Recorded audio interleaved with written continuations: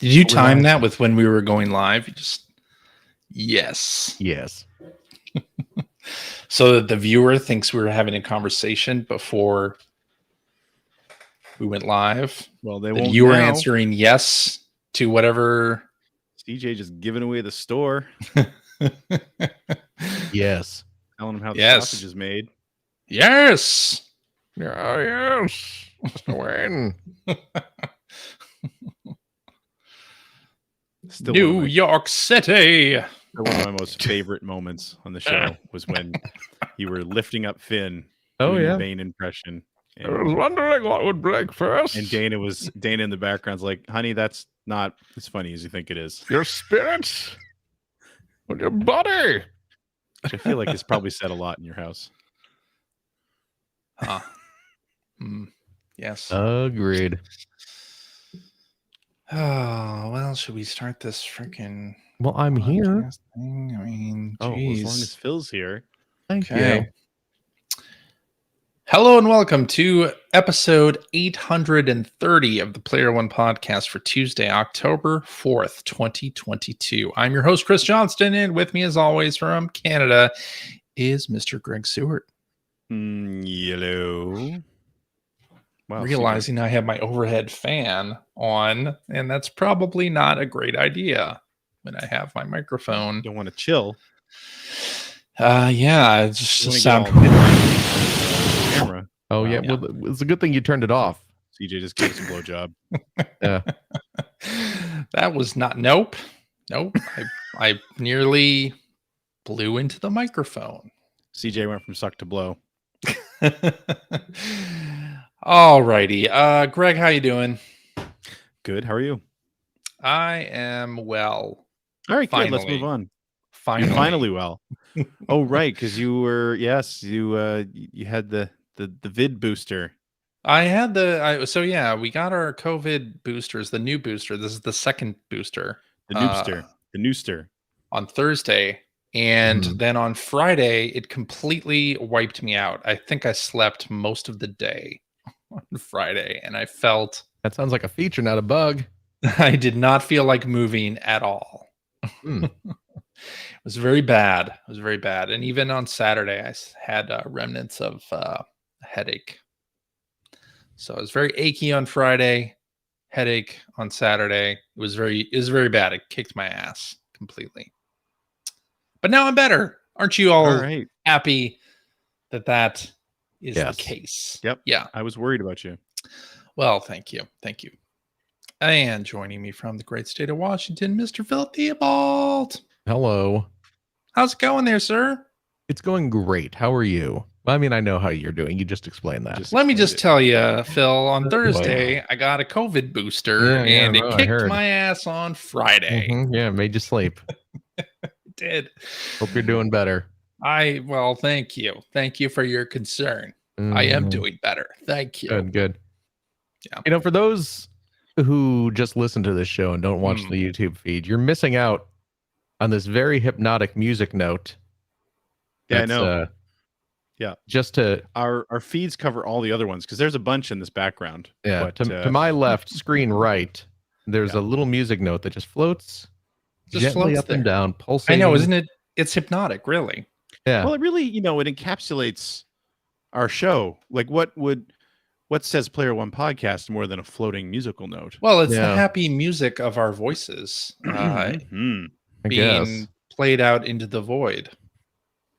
Well, you see, it's a cute little accoutrement. It and is. Over on this side, we have some. All right, where am I? There we are. Dots. Some dots. We have nine dots. Yeah. That just kind of pulsate. Yeah, and if you were playing Sonic and Knuckles, you were in a bonus stage, you could clear those pretty easily. Turn those into coins. Yep. Oh, like blue sphere. Blue sphere, that's the one. You go around the outside. I really wasn't sure where you were going when you said Sonic. Blue sphere. Yeah. No, blue sphere got reference. Yeah. That's what I think of when I see a 3x3 pattern of dots. No. Is that right? Did I tell you when blue sphere was a thing, like when you could put when it was a It's thing. still a thing. It's still a thing. Remember when the nation wouldn't stop talking about Blue Sphere? I know, right? Yeah.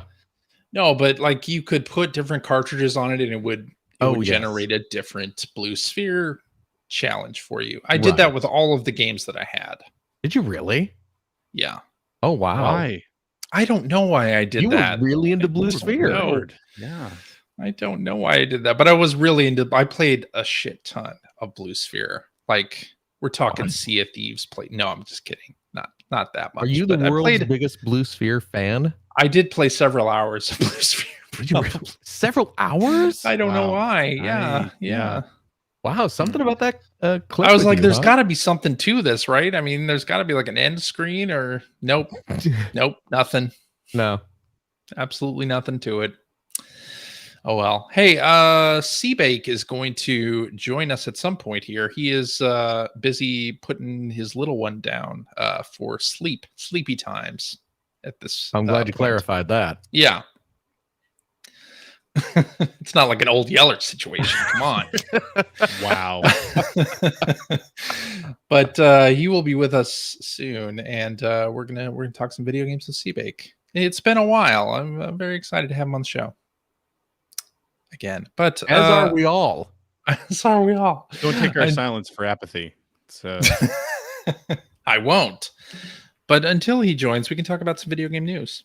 Oh, good. How about that? So, did you guys catch the teaser that HBO put out for the Last of Us series? Yes, I did. Good, because this segment would be really bad if you hadn't. This segment's going to be bad regardless. Well, that's true. I mean, it's just going to be slightly more knowledgeable. So slightly, yeah. So you saw it. I did. What do you think? Looks great. Impressions. It looks pretty good. It was I was really surprised by how like there were scenes in that trailer that were just lifted directly out of the game. Oh, absolutely. Yeah. Which is great. Yep. I'm all for it.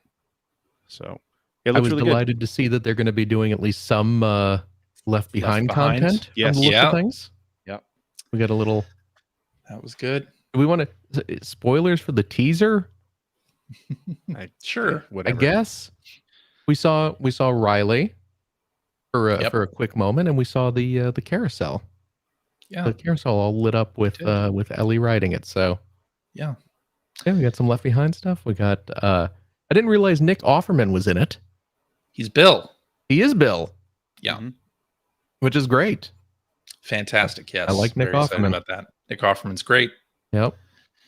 Yes, indeed. You saw some Tess in there as well. Yeah. Just some very short shots of Tess. You saw Joel's watch.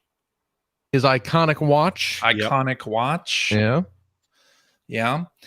So where do you think this series is going to follow exactly the story beats of the game, or do you think they're going to show some things in like a flashback? Looks like it. Or, I mean, it looks like we're getting everything that's in the game, right? Yeah. And I mean, is the exact order going to be the same?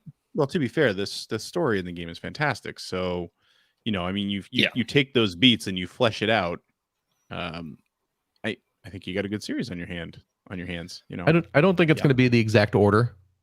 I would assume the left behind stuff would probably get. I assume we would flashback. But mixed. I mean, and possibly kind of mixed in as a flashback over the course of a couple episodes, maybe. Yeah, sure. Yeah, but yeah, it looks like they're going to stick pretty close to the first game, which is fine. Yeah, I'm excited. The clicker noise, very creepy. That's what I was just going to say. I mean, it's probably silly because this is a game based on The Last of Us, but that first moment in the trailer, not a game based on The Last of Us. What did I say? You said a game. It's a show. What's a show? It's a show. Yeah, it's a show. Just to be clear, maybe if we're lucky, Digital Pictures, once the show's finished, Digital Pictures doesn't exist anymore. Maybe Digital Pictures will reform, and they will turn the show into a full motion video game. I'd play that. Kind of like the old Power Rangers game. Mm-hmm. Yep. For Sega CD. Yeah. But But what I was trying to say, and clearly stumbling my way there, is that it is based on Last of Us. So of course, there are going to be clickers. But boy, that first moment when you hear them in the trailer, and it's just the sound effect from the game. Yeah, it's just like, oh boy, that it hits a little differently with it in live action. Yeah, and I'm excited about it. Me too. Yeah. Plus the one shot of the clicker up close that you get. Yes. Pretty nice. Looks pretty good. Doesn't look cheap or cheesy. Yeah. So yeah, I'm ready for it. Indeed. 2023. Yeah, I didn't realize it was so far away. I guess 2023 is not that far away. Not that far away. Wait, when does it start again? 2023. And do we have a month? No. Oh, really? Yeah. I didn't know it was that. I mean, that could be 2 months away. It could be 14 months away. Yeah. I don't know. No, we'll see. Well, maybe they'll hold it for when Last of Us Part 3 is coming out. So it'll get delayed and delayed. For what, 10 years? I mean, they still got to remake Last of Us Part 2. Right. 2 or 3 times. Oh, that's true. And speaking of Sony remakes, there's a rumor. You're welcome, CJ. that Horizon Zero Dawn is going to be remastered for PlayStation 5. This is a game that came out 2017. Okay. And now Sony's getting on the Nintendo bandwagon. PlayStation 5. I believe Horizon already has some PS5 specific yeah, I believe you're right. Upgrades when you play it on a PS5, but yeah, I guess they're gonna do it. Well, the rumor is it's not confirmed. The rumor is they're just gonna do it separately. So, and the rumor also says that there's going to be a multiplayer Horizon game for PS5 and PC. Okay. Oh, but it's not like something that would be bundled with this remake. It's an actual standalone. It doesn't say that. No.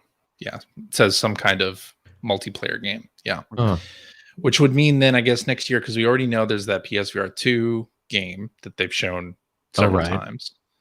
And then I guess we're getting a multiplayer game and a remaster. Which may or may not be the same game. Which may or may not. Yeah.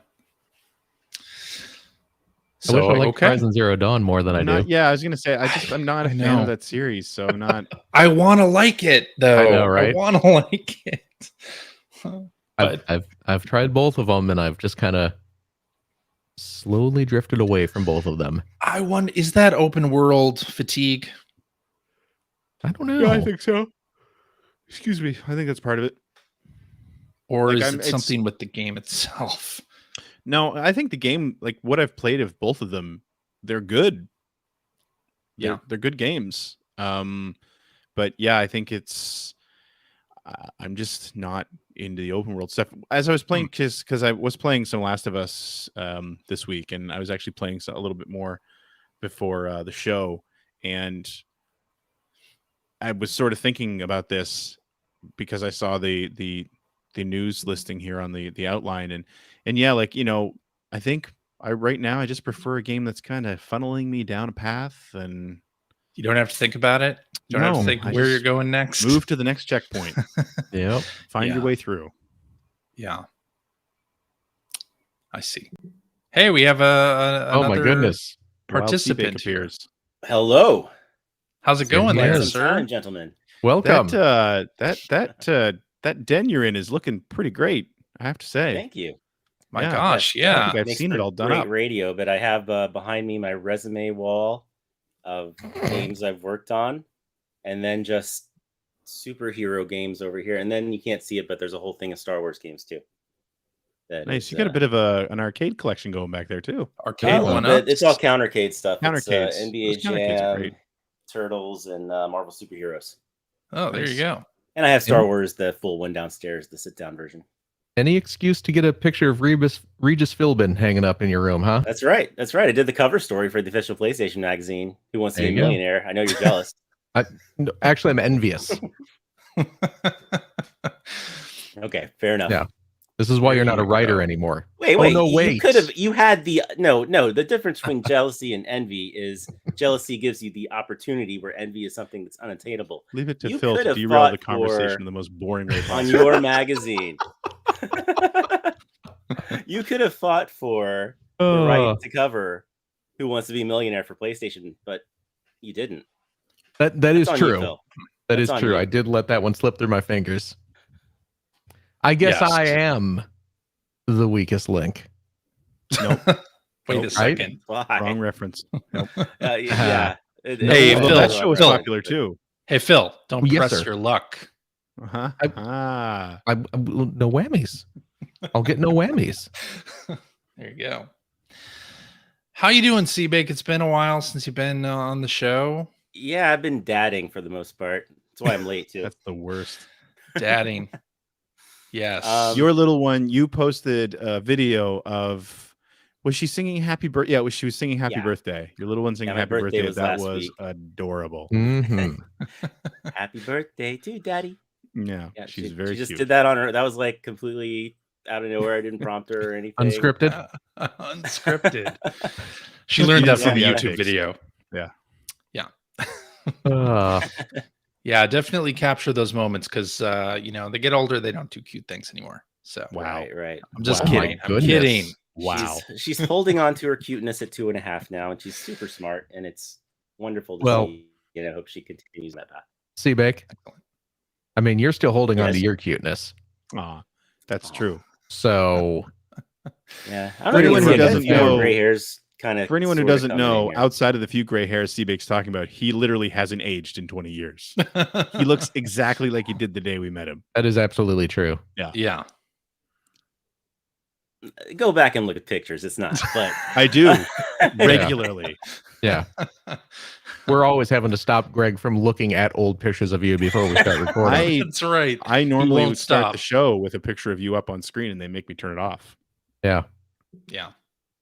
And every time he's just like, if I could just get a little salt and pepper in there. If I could get him to look a little more like Reed A little Richards. spice. Yeah. there. That's right. See, there you, look at that. A comic book reference just for you. Richards or Hal Jordan, infected with parallax. Oh. Well, see, now you're. Yeah. I mean, I understand that's a Green Lantern reference, but. Yeah, I well, don't you know see, the in the 90s, specifics. Hal Jordan went crazy, and that's when he had the gray temples. Oh. And then in 2004, it turned out it was Parallax, who was the ultimate bad guy of the movie, if you recall. I know everyone remembers that one so well. Absolutely. And it turns out that that Parallax was so evil, it made him turn gray. So yeah, once Parallax was extracted, he wasn't gray anymore. Interesting. So what Yeah, you're that's saying what is you all had me old here people for. are evil. Or they have evil within them. Possibly, yeah. Okay, good. Or they've had kids. Ooh. I see. Well, Seabake, we wanted to get you on here to talk about Circus Electrique, which is a game that just came out recently, and recently by like a month ago. But we kept asking you on, and things just kept coming up, and you weren't able to join us. Yeah, but I've been on just family trips and stuff on various weekends. Yes, I want you to pitch Circus Electrique to our listeners. What is this game, and why should they be interested in playing? Well, yeah, it all kind of came about. It's from Zen Studios, where I work, published by Saber Interactive. We're all part of Embracer now, and basically, we got done with a couple of RPGs in the past: Operencia, Castle Storm 2, which is RPG-esque. Dreadnautical, and we had some guys who were like, okay, what's the next thing we want to do? We love Darkest Dungeon, and we love this game called Erratus Lord of the Dead, and we want to make a game like it, but we don't want to make like a copycat game. We want to make it stand out and be something completely unique. So they went back and did some ideas of how can we do that, and one thing that came up was steampunk, and that gives just kind of a unique aesthetic right there on its own. So from there they went back and just researched the era and stuff, and they started coming across these really cool old circus posters. And that kind of became its own idea. And it was like, okay, what if we take the circus We take the steampunk and we put them together. And, then we have this cool aesthetic. We've got like all your heroes have these cool natural like X-Men like abilities that aren't, your standard fantasy fare. It's not knights and mages and dragons and stuff like that. It's strongmen and clowns and acrobats and knife throwers and all those kind of like dope. Bye, Seabake. Well, that was fun. That's our show this evening. Please buy Circus Electrique. It will not stop in the middle. This show And brought go to you away. by Zen Studios. He left. He just left. I like how we've spent like 4 weeks trying to get him on the show. Right in the middle of it. Internet He was went hyping out, up his maybe. game. Yeah, he was selling it. It's a good game too. It is really good. Yeah.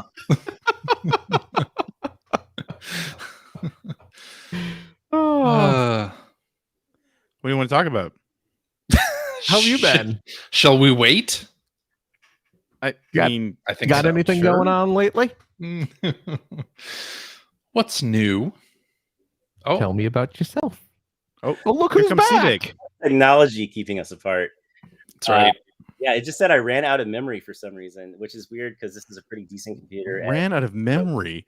I You mean, ran yeah, like a Apple does that. 486 in 2002 or something? Something like that. Whoa. Yeah, it's an older good computer, but it's a good Just computer. installed from, like, another 8 meg 2017. RAM. What you need to do, you got to get into the BIOS and like change your virtual memory. That's Oh, There yes, you go. that's how you play X-Wing. It's the Yeah, only way to play you- Do X-Wing. you have a create a bunch bat of file. torrents going at the moment? yeah. Create a bat file and then boot from the floppy disk. Yeah, I'm not gonna do any of that. Okay. Yeah. So what's the last thing you guys heard me say? I wasn't listening. Oh, you kept talking. Yes, You I were did, telling us and- how you were telling the story of how this game came about. Yeah, yes, and you and you were mentioned- listing off character types. Yeah. Yes. yes. So yeah, it's not just wizards and warriors and that sort of thing. It's clowns. Well, that's and- already a game. You can't make that strongmen. one. That is a game. Yes. Yeah. Yes. True. Yes. So, but you know what I mean, Phil. Anyway, you interrupted my spiel. You're very good at that sort of thing. I think your computer interrupted your spiel. Is what happened. You're right. So yeah. So basically, what we ended up with was this steampunk game that takes place with circus characters, where they're doing all the fighting, and it plays a lot like Darkest Dungeon, but it also has a bunch of unique things too. Like we have like some distinct mini games and one like kind of tycoon element that's like planning a circus, which is a big part of the game as well. And we have like this a more narrative based, more traditional narrative, more traditional RPG narrative, I guess you could say, than Darkest Dungeon did, which is what I was mainly responsible for. So, people seem to be responding pretty well to it for the most part. A few naysayers here and there, but it seems like most people like what they're seeing if they're into that sort of game. So that's always nice to see. Okay. Cool. So your role in this is, writing the narrative. Were you, shaping any of the characters, or like how does one write this kind of game? Like what sort of? Yeah, it was Are definitely you given a process. framework?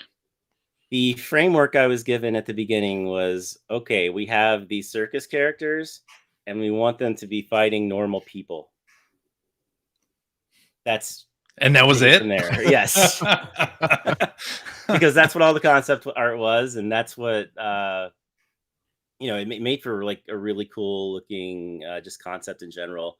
Because we didn't want to have them fighting aliens or stuff that didn't make total sense. I mean, come on, it's very serious. It's circus people defending the city. So you had to come up with the why. Yes. Why The are why these? and the who and the just generally what's happening here. So yeah, it's a fairly unique approach because you don't actually play as the main characters. They're just kind of commanding the actions, and you're following what's happening to them.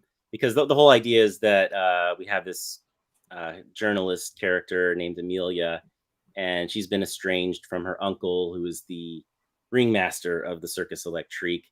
But she has to cover it for her paper, and she doesn't want to be there. But when she gets there, like this event happens, and a bunch of people just go crazy, and they start attacking each other. So she has to figure out how that happened, and since the whole city's going crazy, she needs protection. So her uncle offers her his circus performers to help her through the city.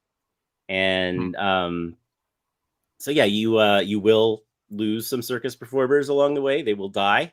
You need to replace them when they come in from the train.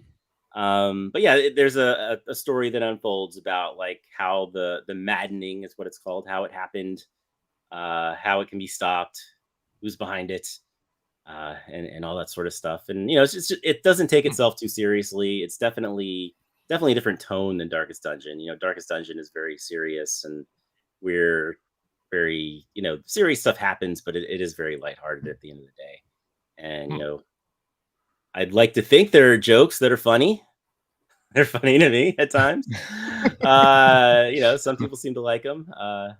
So that's good. And yeah, you just you start with very little, and eventually you have something. How long does it take to do that? You're given like almost no framework. Like, what's your process? Like when you sit down to write something, that's kind of hard to answer because we were kind of deciding between two projects at one point, so I was kind of working on two different things at once. But it was about probably close to a year before we had everything like nailed down, like what exactly is going to happen. And then it was another, 3-4 months of actually writing everything. And they'd come back and say, hey, we need a scene here, can you just write that? And typically it was pretty simple. And then it's fully voice acted too, so I was part of the voice direction, and we had some really awesome voice actors take part. I had not heard of any of them coming into this, but they're all very good, and that's like the one consistent thing that everybody who plays this loves is they love the voice acting. Cool. And that was partly me. I was like the secondary voice director. It's really awesome. Don't worry, Seabik. We're giving you all the credit in the world for this. You don't have to. Oh, absolutely. But no, just in coming from where you guys came from, I just love that I've had this opportunity to like see how games are made through so many different angles. Like I started out in the press, and then I went to PR, and then I went to licensing at Marvel. And so, that's all like very different ways games are made. We were kind of talking about that a little bit last week, actually. Right. With Dunkey creating a production company, and just how, covering games, there's so much to learn outside of reviewing games. You get in there and you think you know a lot, and then you start to see how they're made and all the moving parts. And yeah, it is exciting to see how it's done and to see it. And you've had a more robust experience, I think, as well, just because of being on the PR side of things. I think some of the more for a while too, more interesting things that aren't necessarily the best things to happen, but it kind of like makes you feel good is like when you have a problem that comes up, like there's a legit problem with the game, and you work with what you have. You're not going to be able to get the most ideal solution because you just don't have time for it, but you work with what you have to make something good out of it, not bad like it is now. That's always sort of an exciting thing to do, just to have the kind of moments where you have like good creative solutions to things. Right. Problem solving is a huge part of it. Yeah. And it's not always just that, this thing needs to do this and that's fixed the problem. It's like, the system wasn't built to do what you're talking about. So let's figure out a workaround. But it is very gratifying when you figure it out. I can give you a quick example that came to my mind from my Marvel days. In Spider-Man Shattered Dimensions, there's a part where he fights the Juggernaut. And, the Juggernaut's a guy. Wow. Ran out of memory. The Juggernaut strikes again. Memory again. bursting through Seebeck's walls, knocking out his internet, apparently. I wonder if he's using a browser that's other than Chrome. Oh, does that? Melon really doesn't want to use anything that's not Chrome. Oh, really? Ah, But It could be. oh, is he back? He's back. Oh, he's back already. hi, Seabeck. Turn around. Yeah, I this just time. reloaded that time and it was fine. Oh. I am using Chrome, by the way. Okay, good. Yay. Yeah, so Juggernaut. Juggernaut Yes. is the unbeatable character in the Marvel universe. You cannot just punch him and have him go down, right? But that's how Spider-Man Shattered Dimensions was set up. And it was too late to go back and change that because that's what happens at that point in the game. But what we did was there's a narrative conceit that there's this this tablet, this magical tablet that's shattered across all the different universes. And in most cases, it's giving the characters, the boss characters, like more power. But in the Juggernaut's case, because he gets his power from a magic source, the Crimson Gem of Sidorak, Phil, you know this. Obviously. Yes. Like Who doesn't the know Crimson Gem of this? Sidorak doesn't want anything to do with this extra power. It sees it as a virus almost. So this extra power actually weakens the Juggernaut and makes it vulnerable. So that There you was how go. we explained There that you go. away. And it was just like a line of dialogue that we were able You to flipped the record. script. There you go. Yeah. Good job. Look at that. Yeah. I'm gonna count When that as a stuff like no that happens, prize. you feel pretty good. Yeah, no, it's like that's for the Robotech Invasion game that I was a level designer on. They decided to give me the opportunity to do the E3 demo, and it was kind of along the same lines where it's like, you know, we want a lot to be going on, and a lot of pieces, a lot of elements weren't in place to create some of the more exciting moments in that demo, and there weren't a lot of systems in place either. So there's just a lot. The whole thing was like I've streamed that game because the E3 demo, the people like in charge liked it so much that it became the prologue level in the game, the first level you play, and like there's so much smoke and mirrors going on there. Like Oh, yeah. I love going through it and pointing it out to people because there's just so many things that were timed out like by hand, you know, where explosions were spawned in a certain place to cover up the fact that we were just making something completely disappear, or, you know, hiding spawn points behind hills and having things fly over. And it was a lot of fun to figure it out. You know, I literally started with a little path through what was our title screen. That was what they decided to make the E3 demo level out of. And it's like, just go make something interesting here. So, but every time you turned a corner, like you'd hit a trigger and something else would load and load in and load out. And it was a lot of fun to figure it out. I was really super proud of that. Yeah, smoke and mirrors is your battle cry as a PR person at E3. Yeah. You hear that phrase a lot. What do you mean? All the demos that people are shown aren't completely facades, that if you look behind I something, mean, it has to be. There has to be some just the games legitness aren't to done. it to exist. yeah. But- Yeah. You know, things are going to change. Things are, you know, you might be showing the game on a PC when it's for a PlayStation system. You know, like That's true. That's true. And you know, like Greg was saying, Absolutely. So Circus Electrique out now on like everything, right? Is that everything. on- Yes, it's everything? on PlayStations 4 and 5. It's on your Xboxes and your Switch and Steam and Epic Game Store. So yeah, it's $19.99. Quite the deal, if you ask me. Excellent. Yeah, it's I think it's a lot of game for that price, coming out at that price. It's if that sort of game, if like Darkest Dungeon you found like too punishing, you know, our game isn't easy, but it also isn't as punishing. And it's a little more, I think, traditional RPG, almost JRPG in some respects, in the way it delivers things. So if that makes things a little more comfortable to you, you know, give it a shot.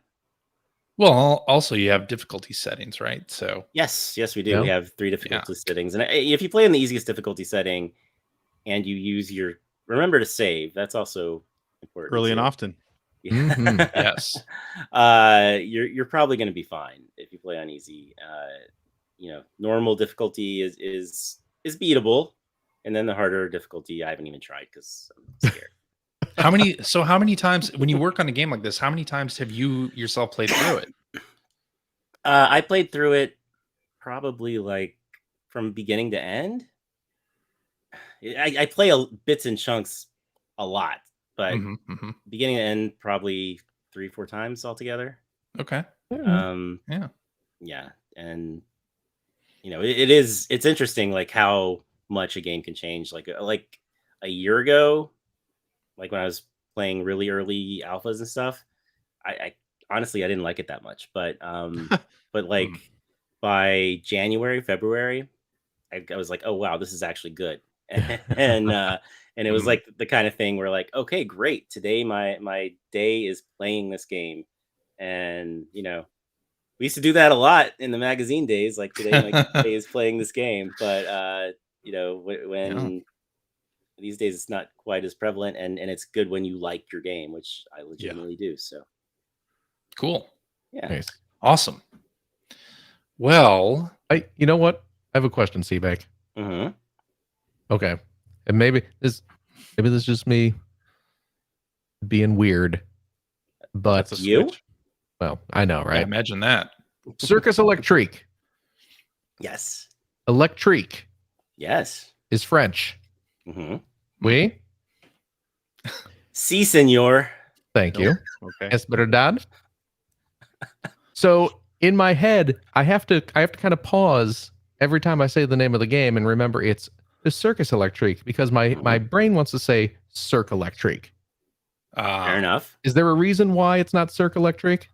There's actually a reason, and it is actually a load screen thing that comes up because I knew people would have that question. Actually, 2 people tweeted it when we announced the game, and I was like, okay, that's enough for me to need to address. I haven't seen that load screen because like 1800s London, not incredibly well educated for the most part, right?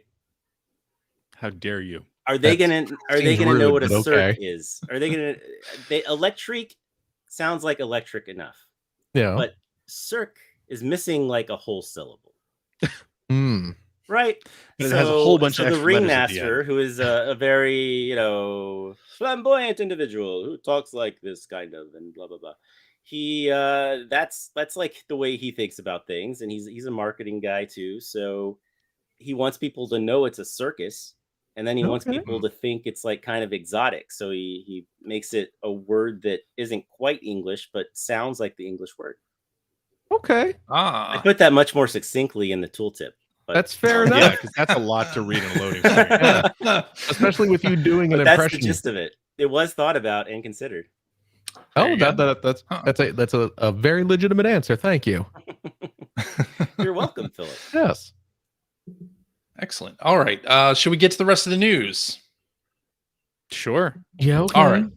Let's do it. Let's talk about Google shutting down Stadia. Right. Most predictable thing ever. Yeah, who could have seen that coming? The most predictable thing ever. Yes. They've announced funny? That the when it was first announced was the first of 2 times I've done the DLC podcast, and it was announced, and like me and Jeff Kanata and Christian Spicer were all we're like, well, this is the future of gaming and everything. It was very optimistic. So some people maybe didn't see that coming. True. I mean, I want to say, I think to clarify what I meant was that I didn't feel like Amazon would stick with it if it wasn't. You mean Google? Successful. Sorry, Google would. I mean, Amazon really didn't stick with Google's thing. Right? Like that was my thing, was that it just, if it didn't change the world when it came out, right, it wasn't long for this world. Yeah, and there's sort of a graveyard of Google services and devices, right, that have not achieved maybe the success that they want, that are immediately canceled when those, if they were their own separate businesses, probably would have lived on. Right. Yeah. So announced last week, that they're going to wind things down, and players who are currently Stadia users who have games will be able to play through January 18th. But the store is shut down now, so you can't buy anything new, and then things will be shut off by mid-January. The interesting part here, I think, is that they are offering refunds. Yes. Not only on the software, but on hardware also. So if you bought Stadia related hardware from the Google store, you will get a refund. You don't have to return the hardware to them. Pretty amazing. It's pretty interesting. I guess maybe that isn't that big of a financial hit to go ahead and do that. Yeah. Obviously, they're not refunding if you paid for the sort of plus membership that did have like a subscription based sort of thing. They're not refunding that. But if you purchased any titles outright or purchased any hardware, you get your money back. So I guess I'm getting my $23.94 back because I bought a Stadia Premier white controller with Chromecast bundle thing when they were offering those for super cheap, and I haven't opened it. I never opened it, even though I have used Stadia in the past. So yeah, I guess I'm getting a refund on that. You can use that money to purchase a copy of Circus Electrique, available now. That's true. $23.94. Yeah, done. What a deal! Well, I already have a copy of Circus Electrique. Buy one for a friend. Okay, there you go. Doing it.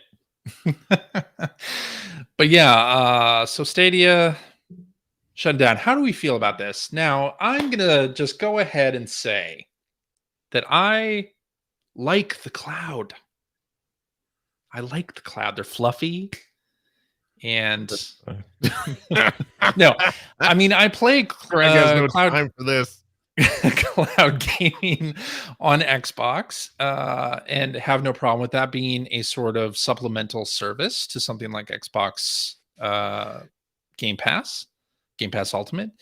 But if I'm buying like a full title and it only exists on the cloud, like in Stadia's case, or in the case of several titles on the Switch where it's the cloud version of a game, like I'm not, and I buy all digital. I am all digital. I'm all in on digital. But when it comes to cloud gaming, I just don't feel comfortable paying the full price for something that's only going to be streamed. Yeah, I agree with that. I think that goes further to well, we've had discussions like this before when it was just talking about digital. And I mean, I've gone all digital now as well. But, you know, thinking back to sort of the promises we heard when downloading games became a thing was very similar to the promises we were hearing when switching to CD format and, you know, optical disc-based format versus cartridges, especially in the late 90s when Nintendo stuck with cartridges. It's like, well, you know, one of the great things about optical discs is that they're so much cheaper to manufacture, right? Which was true. But it was sort of always intimated that the savings were passed on to the consumer somehow in that situation. And it felt the same way with, you know, because when digital downloads were becoming a thing, again, it's like, well, now we don't have to manufacture them, and the distribution, like there's all these costs we're saving. Again, sort of intimated that the savings would be passed to the consumer somehow.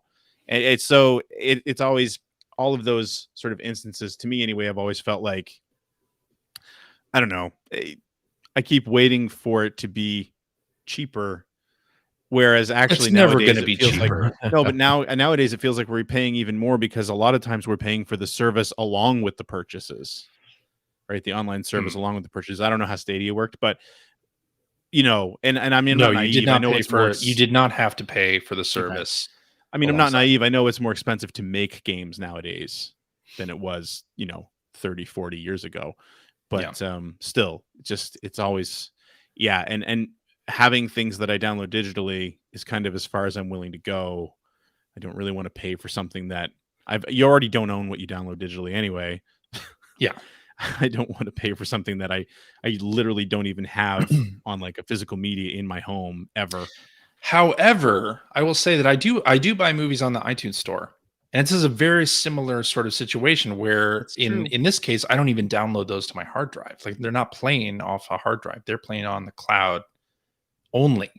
Mm-hmm. But I am paying, full quote unquote price for those. It's just different, I guess, right now for me when it's a movie versus a game and the prices are usually, $20-$30 versus 60, I 70. There's two major differences there though. One is the price. The Mhm. investment is much lower to buy a movie on iTunes. But the other thing is that there's not an infrastructure that surrounds it that needs constant updating. You know what I mean? So it's like, yes, there may come a point where you can't download that movie again, but a lot of games there's a level of upkeep that takes place. I mean, there's constant patches, and especially if it's an online online play, somehow it's constantly being balanced. It's constantly being bug fixes. So it's a little bit bigger than that, I think, and it can end up being a completely broken item eventually, whereas a movie generally isn't going to be. Yeah.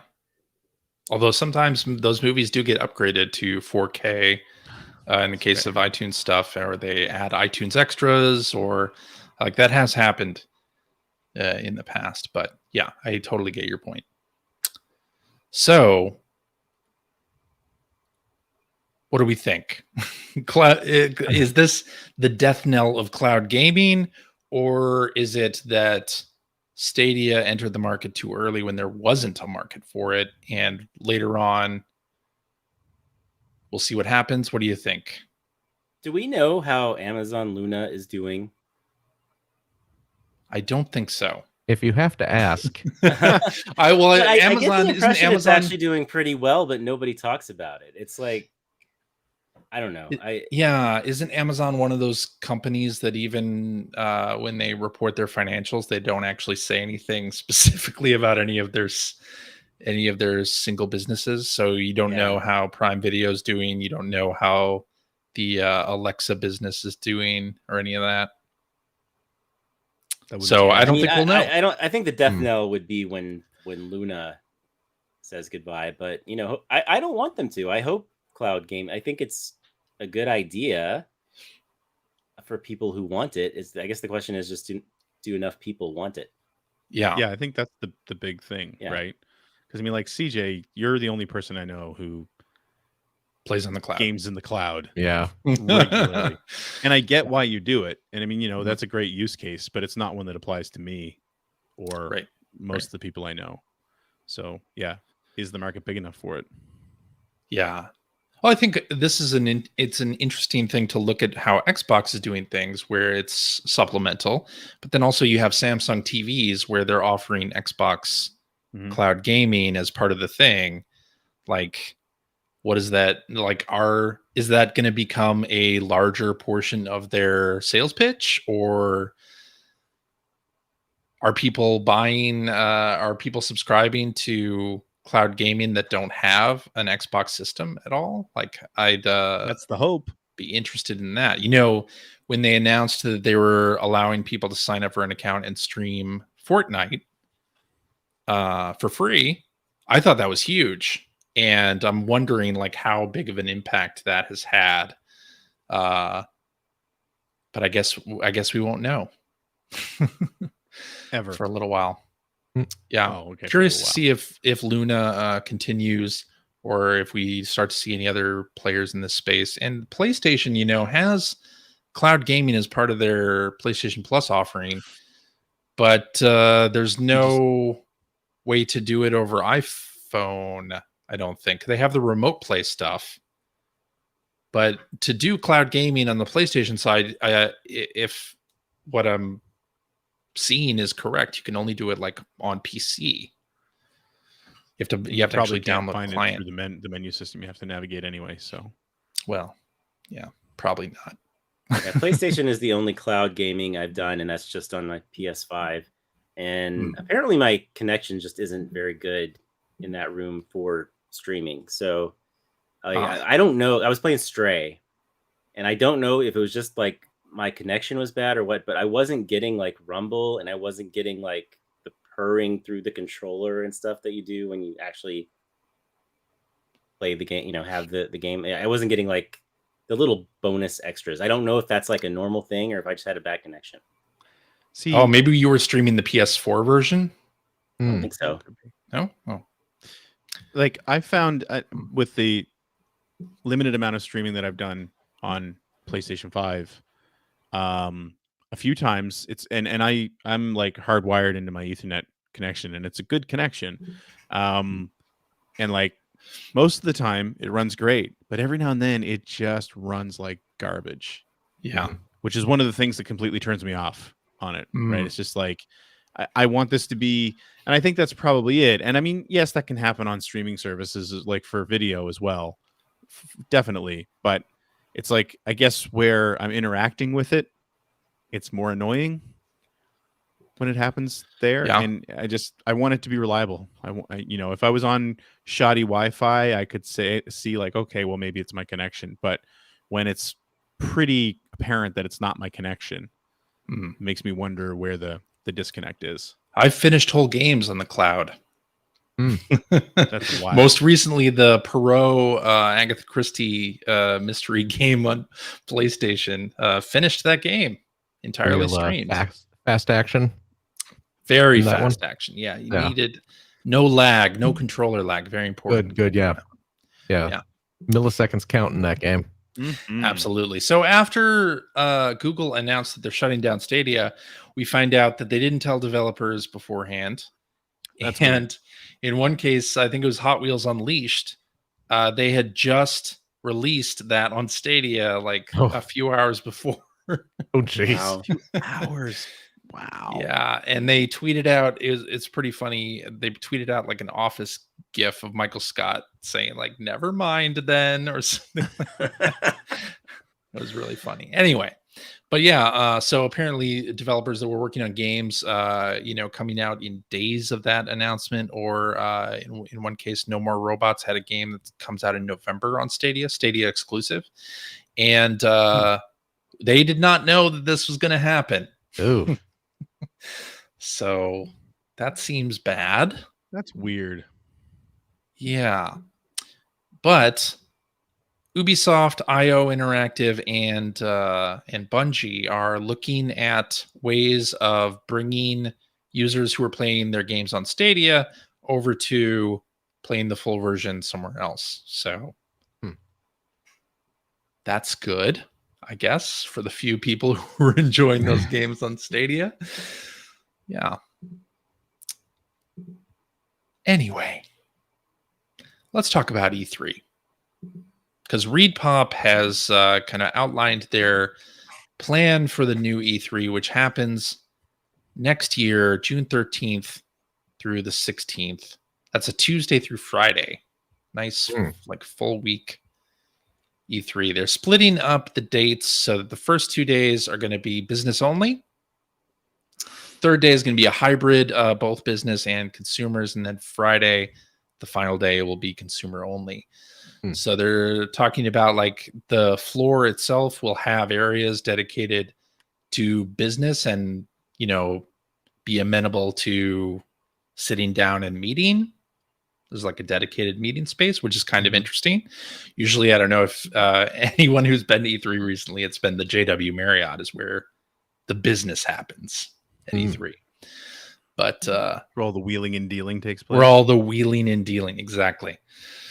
But so yeah, new plan for E3. What do you guys think? Consumer focused, ReedPop doing it. They of course do What's a New York ReedPop? Comic. They do New York Comic Con. They do PAX. I mean, I'm glad E3's back. And I think it makes sense if you're going to open it to the public that you should have, specific times when that's the case, because otherwise, and I've never been to an E3 where it was open to the public, but I can imagine it was just overrun. It would be difficult back when it wasn't open to the public, going as a member of the press, it was difficult to do your job, right? Just because there were still so many people between buyers and people who were clearly just there as part of the public. it was a bit of a zoo. It was fun, but it was crazy.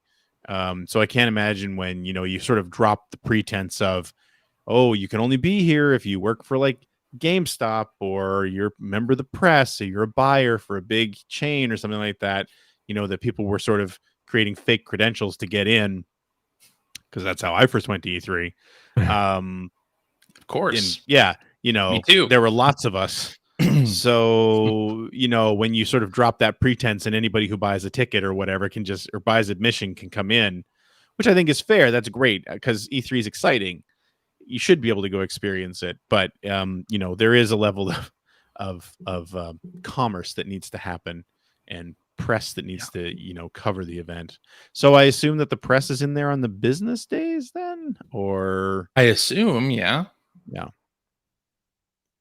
It's cool. I mean, I don't pay attention to E3. I haven't paid attention to E3 the way that I used to for years, ever since everybody started doing directs and stuff like that. Like, I mean, it used to be that I could, like I used to live for like show floor tours and, booth tours and stuff like that. And at that time of year, it was great to just sort of over the space of a week, like sit and take that all in, But I'm just so far past that at this point where it's like, okay, show me a bunch of trailers, tell me when your stuff's coming out, and I'm gonna move on with my day. Yeah. The last time I was at E3, they did have the public allowed in, and it was a madhouse once they were. Like, you pretty much couldn't do anything at that point. So. But I can understand it if they're making it a more consumer-friendly event and they're doing that in the same way that PAX or New York Comic-Con is formed. I think isn't Tokyo Game Show been like that forever too? Yeah, Tokyo Game Show has been like that, sure. The public in Japan probably a little bit better behaved. See, fair. That's the general public in the US. But see, that's the thing is, like, even before it was open to the public, you remember the years where there was like a new Metal Gear Solid trailer. Oh, yeah. And there were parts of the floor you just avoided because people were literally camping out on the carpet in front of the big screen at the Konami booth. Or the Nintendo booth was just or the Nintendo booth just has a huge line to get in. Like, So I mean, it's exciting that it's coming back. I hope it does well. I think I love that E3 is a thing. It's been sad to see it sort of die this slow, inexorable death. Forever. I agree. Because it's always been such a big event. Now with all these competing events too. But I mean, I hope it's good. Yeah, me too. I hope it's worthwhile for the big manufacturers and publishers to come back and treat it like a big show, because that was one of the big problems I found, or I feel that was happening with the show in general anyway, was like, big names weren't attending anymore. Yeah. Will PlayStation come back? Right. Because they ducked out a couple years ago. So we'll see. It's a lot of money. It is. Yeah. Well, and Jeff Keighley's going to have something during the summer as well, a public event. So we'll see how that goes. Yeah. A Circus Electrique. Do you think that's what we'll call it? Maybe he will. A big top hat on. I tried pitching that like game to Jeff Carnival for Barker. his show, the Video Game Awards. Yeah. We were on a short list, but we didn't make it in. Yes, indeed. All right. Should we talk about what we've been playing? Why not? What else are we going to do? What else are we going to do? Yes. All right. Seabake, since you are our guest here and it's been a while, let's hear about what you've been playing. Yeah, my connection should go out now because it hasn't been a lot lately. But today actually I played the trombone champ. Right? Yeah, trombone champ. A friend of mine had a birthday party for his little girl today, and he had a Steam Deck, which I had never touched before, so I got to check that out, and we kind of demoed the game with that, which it's not optimized for and is not ideal for it in any way. Just the way that the kind of touchpads are. It's pretty bad actually for the trombone game, but it was still a lot of fun, and I can see the appeal and why it's so popular right now. It's going to be like the word of mouth game of the year, if nothing else. Oh yeah, it's just so quirky, and the level we were playing was take me out to the ball game, and just the background stuff was so entertaining to watch, and there's all this public domain imagery of all these old baseball players from the early 1900s that came up. Nice. That was just a lot of fun, and I want to play that some more. Other than that, it's pretty much just been the Turtles collection in recent weeks. I played the Shredder's Revenge with you guys. You did, yeah. Which I still haven't gotten around to beating. Oh man, I know, it's crazy. Come on, Seabake. Yeah, there's nothing I could say about Cowabunga collection that you guys haven't already said. It's an awesome collection with all sorts of awesome extra stuff that I kind of live for, and I love looking at all the design docs and stuff like that. Oh yeah. I really want to. I think Tunic just came out for PlayStation, and I want to check that. That's probably the next right thing here in Halifax. Because I remember people saying a lot of good things about that, but I have not played that yet, so I can't say that it's on. It's on my what would you like to be playing list. Yeah, that is a really good game and has one of my favorite accessibility features, which is you can turn on invincibility. And it doesn't take anything away from it doesn't make combat easier or anything. It is kind of like a Souls-like game, but having that invincibility makes that game so much more accessible to even people like me, who I don't have that much time to game, and I don't want it to be a frustrating experience. So I don't want to die repeatedly. But in a game like Tunic, where there are puzzles and other things to do besides combat, like it's nice to have that sort of, taken out of the equation with an accessibility feature. So.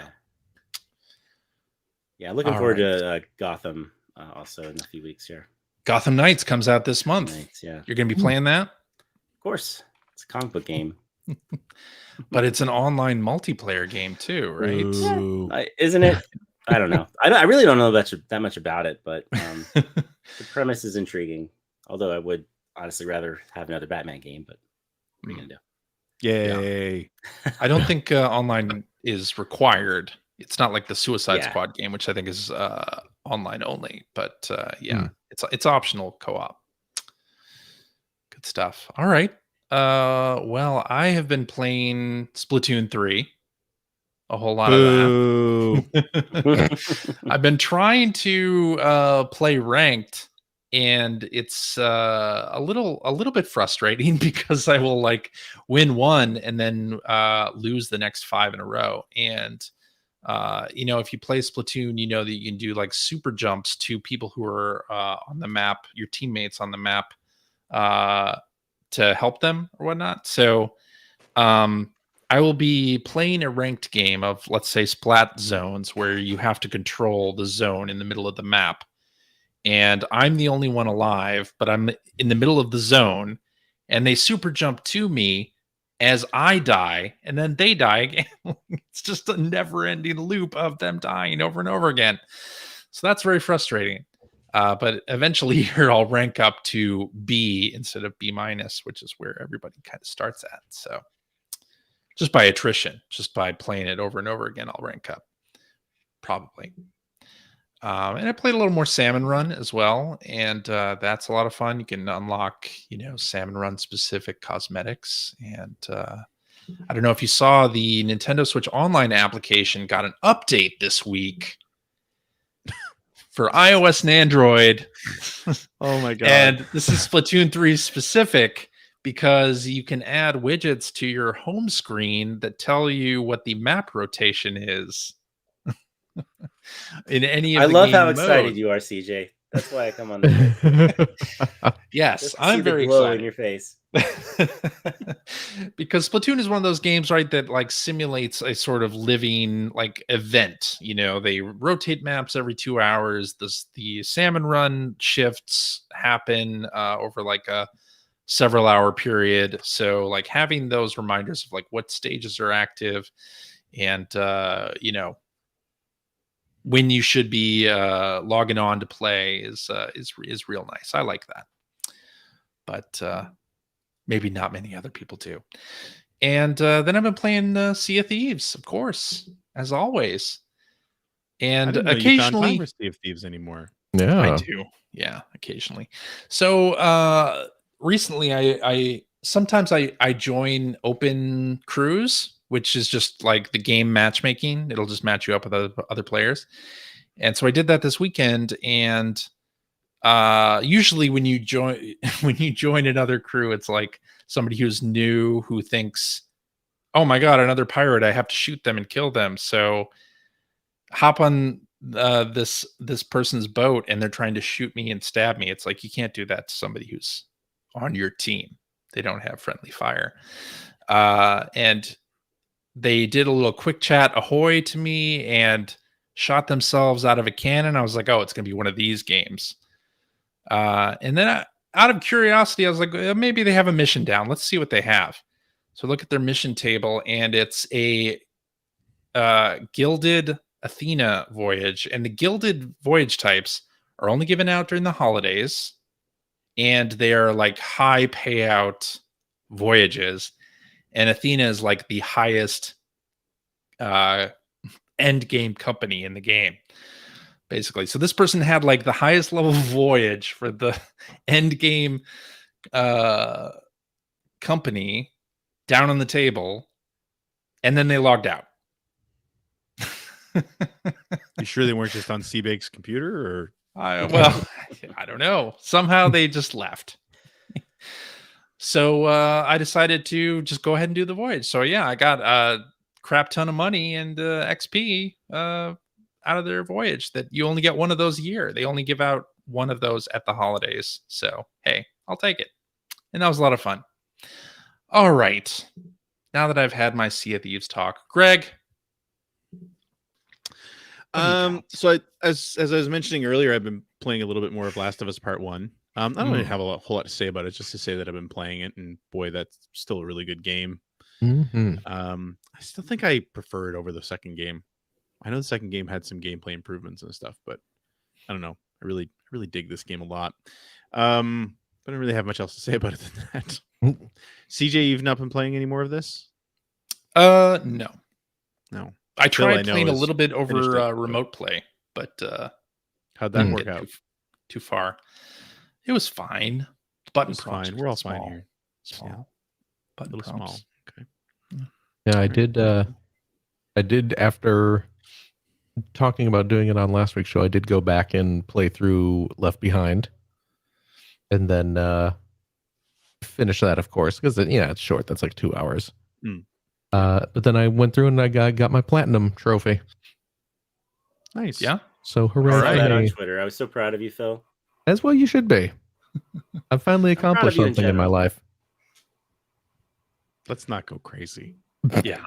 Don't encourage him. Yeah. You know what was interesting and somewhat unexpected, when you finish the main story mode, you unlock a bunch of kind of gameplay perks, tweaks, infinite ammo, infinite crafting items, that sort of thing. One hit kills for enemies and that type of thing. And so you can, when you replay Last of Us, like if you're doing the new game plus or whatever, you can kind of cheat your way through it a bit, have a little more fun with it. But if you finish the main story mode and then go play Left Behind, even if you're doing your initial playthrough of Left Behind, you can still have all those perks on. Oh. Yeah, so you can just blast not that Left Behind is terribly challenging to begin with. It's certainly more of a narrative experience. But yeah, you can have all those little cheats on if you want to just go through and enjoy hanging out at the mall. And the Facebook connectivity was not available, right? You could just take a screenshot and share it.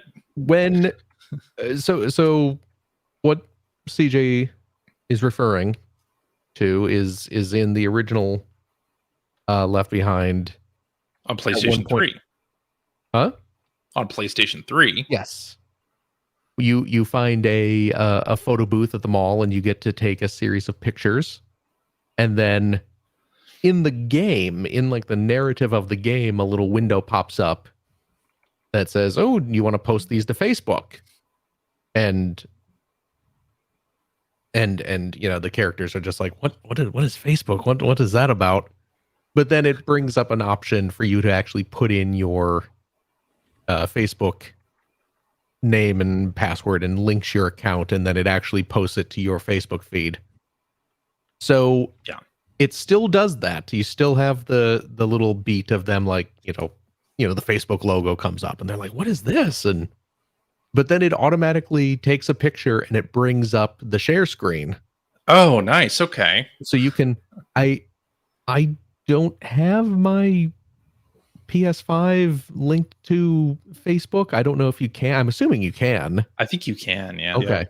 But I do have it linked to Twitter, so I was able to post it to my Twitter account, which I did. Okay, that's cool. So possibly you can if you do have your PlayStation account linked to your Facebook account. I don't know. But it did it to Twitter, so there you go. Why not?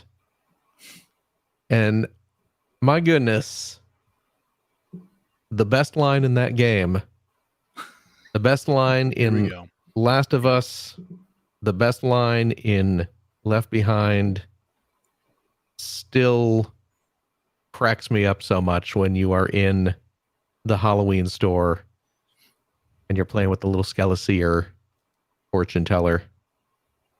It's so good. You gonna say the line? I could only do it a disservice. You need to hear Ashley Johnson say it. Yeah. For the full effect. But she expresses her frustrations with Skeleseer. There you go. And it's hilarious. Somehow we got to Phil's what you been playing when we were in the middle of Greg's. I asked. He was talking about Last of Us, so I'm sharing my experiences. That's exactly what I was. That's why I asked. All right. Yeah. Yeah. So because he had way more to say about it than I did. And then this last week I've started. So we started on Tuesday nights streaming the Shining series. We were sort of talking about that, the crew that watches me stream, and I actually had one viewer, hacker alias Keenad, who had nice repros of the Shining Force 3 scenario 2 and 3 translations, which of course, for anyone who doesn't know, Shining Force 3 came out on the Saturn. Us English speaking folks only got, it was in 3 scenarios, so 3 separate games comprised of 3 separate games, and we only got the first one here in North America. 2 and 3 were never released here officially. So anyway, he had these repros that he wasn't using anymore, and he said, "Do you want those?" And I was like, "Yeah, sure." And he's like, "You should do like a playthrough," and that sort of ballooned into all the Shining games from Shining in the Darkness up through until maybe Shining Souls, but most likely Shining Force 3 scenario 3.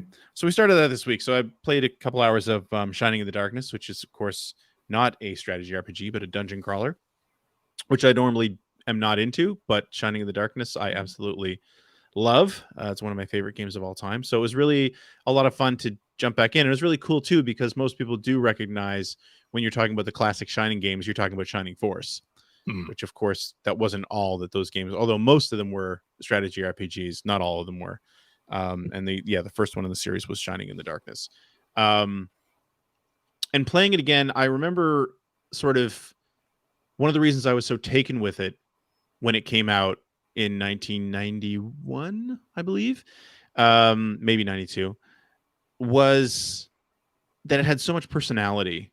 Because, RPGs up till that point, not that they didn't have any personality, but, like they tended to be pretty dry, especially when you were talking like the NES era and even the Master System and stuff like that, where, you had these little character icons, you know, that might have a few simple animations and the battles and things like that. And then you got into even the Genesis side, and like say Phantasy Star 2, when you went into shops, you would get sort of bigger images, and you got some cinematic scenes where the characters were sort of, you know, full size as opposed to the tiny little icons you saw on screen. That was a little bit better. But with Shining in the Darkness, first of all, it was done by Climax, and I keep meaning to look up the name of the character designer, but they have a very distinct style that I just loved.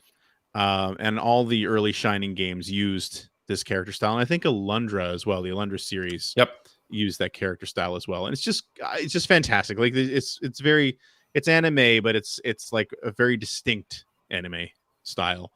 So that it had that going for it, and but there's all these like really nice little touches in the game. Like when you're in the town, the way you navigate around the town is it's like the town is a giant circle, and you're standing in the middle, and you're rotating to enter like the weapon shop or the item shop or the tavern or things like that. And the soundtrack while you're in there is actually the music that's emanating from the tavern.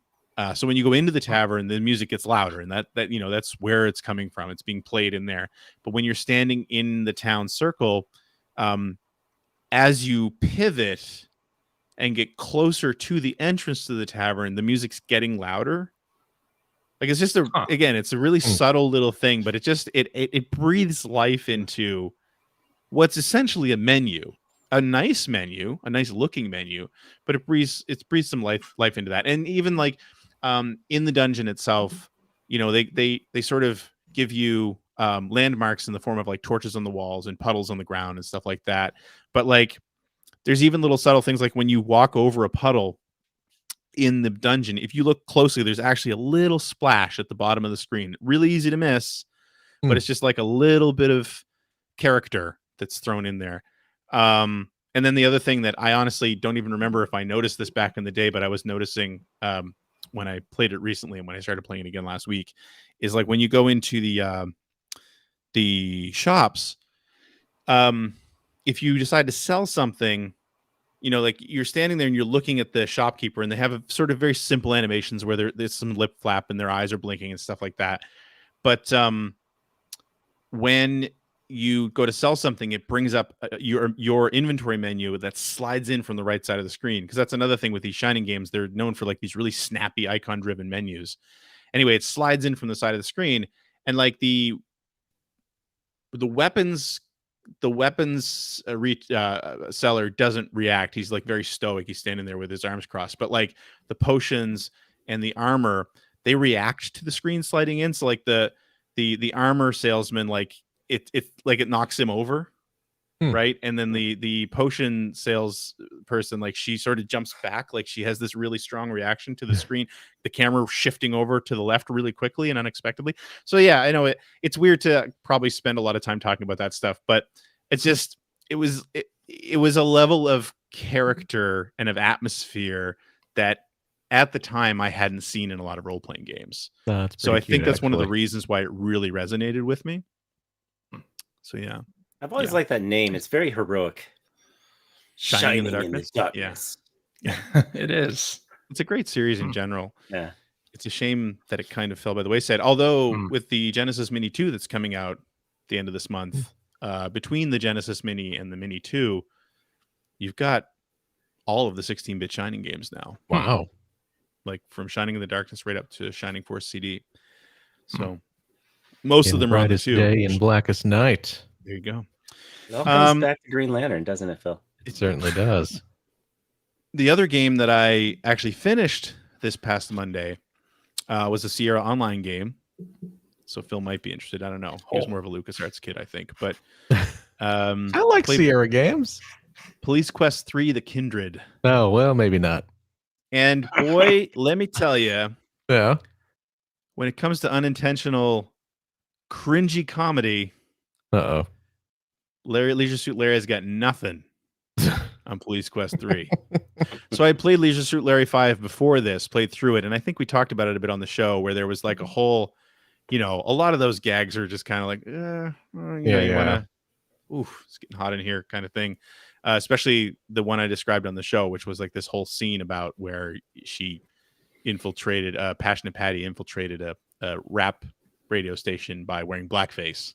Because, 1990. But this one, you start...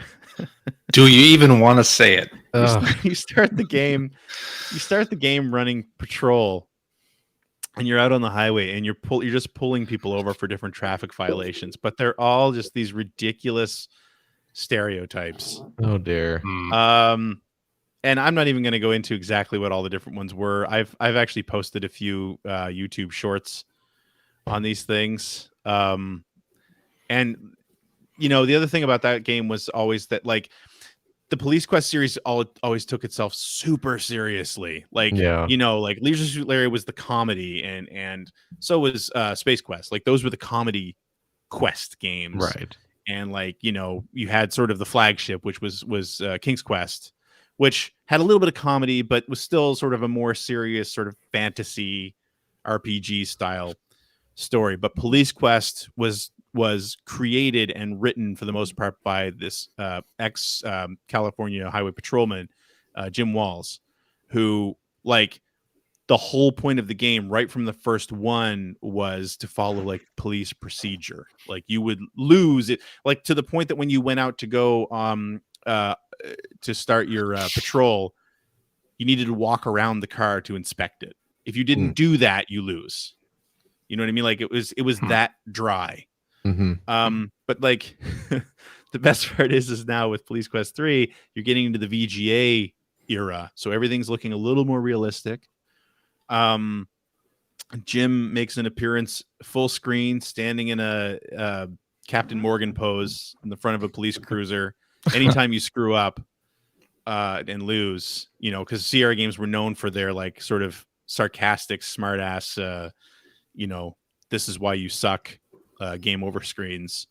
And but with him, it's like him standing there in this, like, Captain Morgan pose, which just really drives it home.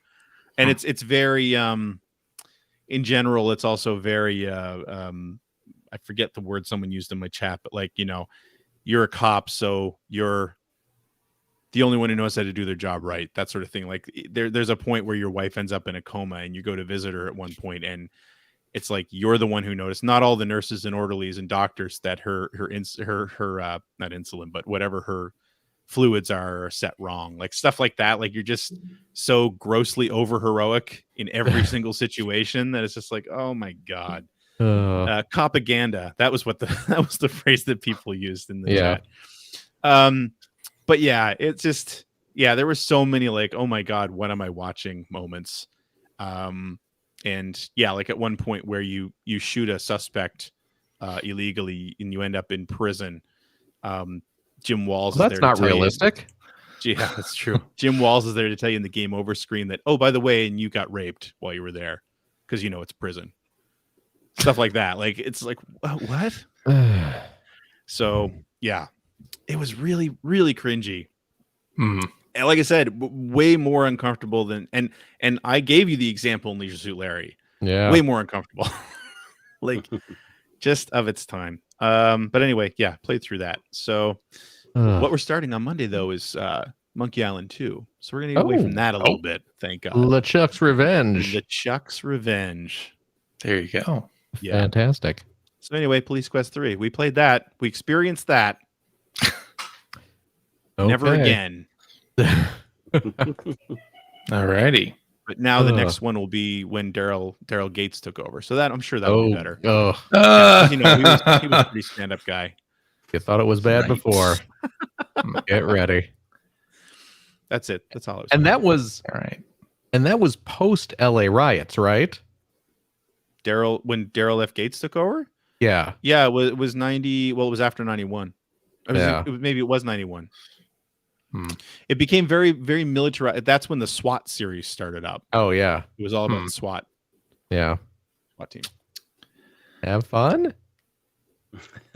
with that. All right. Phil. Yeah. What about you? What about me? What have you been playing? Oh, right. Yeah. Well, Last of Us, we talked about that. Played a little more Shovel Knight Dig. Yeah. I'm not very good at Shovel Knight Dig.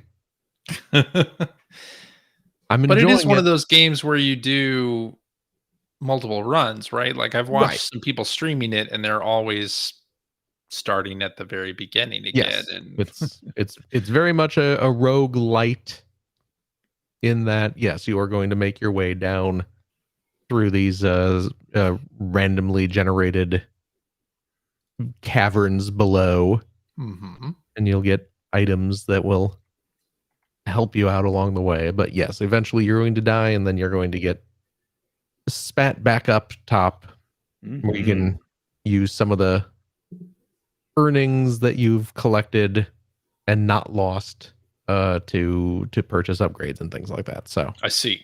I am not very good at it yet, but I'm still having fun with it. So it's good stuff. Other than that, though,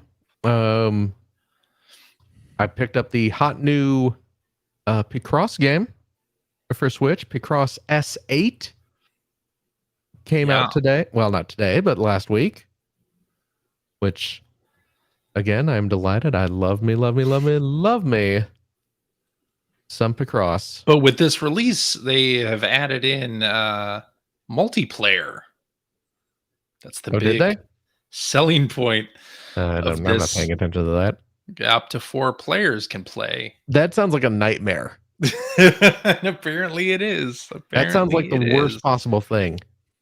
Yeah, and they added that to previous Picross S games as well. Well, that's one of the nice things about Picross S as a series. And actually, we did get someone tweeted at us.